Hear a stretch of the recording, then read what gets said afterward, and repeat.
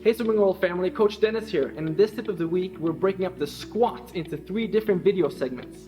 In the first video we'll talk about some common issues frequently seen in the pool deck and also in the weight room. Next we'll go over some squatting mechanics and we'll finish up the video series on how to fix certain underlying restrictions that may not allow us to squat properly. Now this infamous exercise is frequently prescribed by so many strength coaches and also so many swimming coaches. And I'm tired of witnessing so many bad squats that eventually lead into injuries.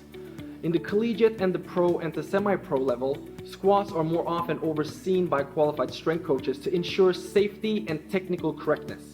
On the other hand, young swimmers who only do dryland on pool deck heavily rely on the swim coach for technical cueing and management. And it deeply hurts my soul to see so much imperfect squatting in our sports setting. Continuing to repeat repetition of improper squats will eventually lead to some sort of injuries, whether it being our back, our hips, or our knees. And more often than not, range of motion seems to be a common issue amongst our community.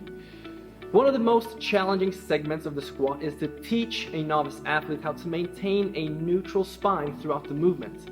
Additionally, swimmers tend to sway onto their toes and the knees cave in towards each other, called knee valgus.